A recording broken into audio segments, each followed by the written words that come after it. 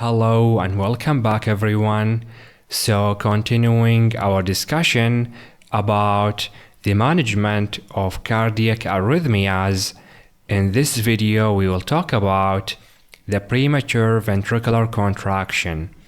So the premature ventricular contraction, the PVC, is caused by an impulses originating from a single or multiple areas in the ventricles.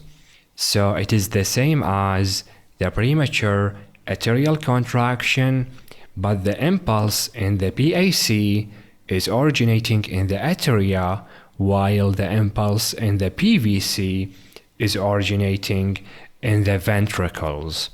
Now these impulses start beyond the His-Purkinje system and cause a direct depolarization to the ventricles, leading to a wide abnormal QRS complex. So as you can see in this picture here, the PVC here has a wide QRS complex, and it is quite different from the normal beats here and here and here. Now the premature ventricular contraction, also named as the ventricular ectopics, the ventricular extrasystole, the ventricular premature beats, and the ventricular premature depolarizations. Now let's talk about the EKG characteristics of the PVC. So those include a premature and wide QRS complex. Now as you can see in this picture here, we have multiple PVCs, and the PVC is a premature because the normal RR interval in this ECG is around 2 big squares, and when it comes to the PVC here, we have 1 square and half, then we have the PVC. So it comes prematurely. So the PVC is premature, and also it has a wide QRS complex. So the QRS complex here is wide. Also in the EKG characteristics, there is no preceding P wave, and this is also shown here.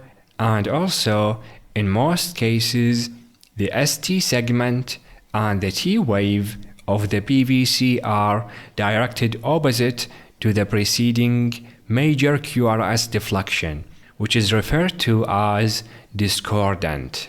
So on this PVC here, the T wave and the ST segment is pointing upward, while in the normal beat before it, it is pointing downward. And same applies to the R wave. So the R wave in this normal beat here is pointing upward, while the R wave in the PVC is pointing downward.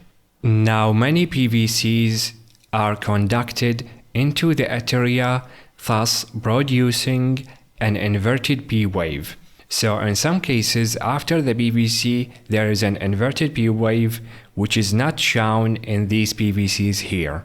Now the PVC can be unifocal or multifocal, and unifocal means if one focus or one area in the ventricle is producing all the PVCs and they all look the same on the ECG paper. And multifocal is when more than one focus is producing the PVCs, leading to different PVC shapes on the ECG paper. Now if every other beat on the ECG paper is a PVC, then the rhythm is called bigeminy, and if every third beat is a PVC, then it is trigeminy, and if every fourth beat is a PVC, then it's called quadrigeminy. And if 2 consecutive PVCs come together, then it is called couplets, and if 3 consecutive PVCs, then it's called triplets. Now after the PVC comes a full compensatory pause arrives after an interval that is equal to double the preceding RR interval. And this is shown here in this picture. So here we have a PVC, and after the PVC comes a full compensatory pause, and then comes a normal beat. Now, if 3 or more premature ventricular contractions occur in a row, then the patient are considered to have an unsustained ventricular tachycardia. And this is shown here in this picture. So we have triplets, and the patient in this case is considered to have an unsustained VT. Now let's talk about the ventricular parasystole. So the ventricular parasystole occurs when the ectopic ventricular focus fires frequently enough to compete with the SA node, and this is associated with cardiac ischemia, electrolyte imbalances, and hypertensive or ischemic heart disease. So the idea of the ventricular parasystole is that we have a lot of PVCs on the ECG paper. So if the patient have a frequent PVCs on the ECG paper, then consider to have ventricular parasystole.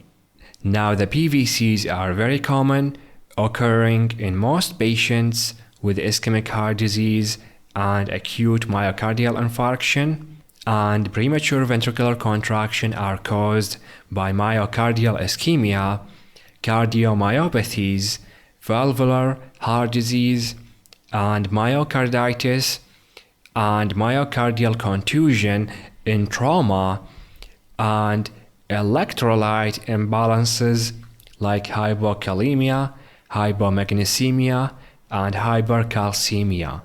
Now they are also caused by hypoxia and or hypercapnia, which is respiratory failure. They are caused by illicit drug abuse such as alcohol, amphetamines, and cocaine. PVCs may be caused by some medications like digoxin, tricyclic antidepressants, sympathomimetics, aminophylline, and caffeine. So all the drugs and medications mentioned here are stimulants and sympathomimetics. They lead to sympathetic stimulation of the heart. So PVCs occur when there is sympathetic stimulation of the heart. Now causes mentioned, especially the myocardial ischemia and the electrolyte imbalances, lead to the ectopic ventricular focus to fire spontaneously by an unclear mechanism.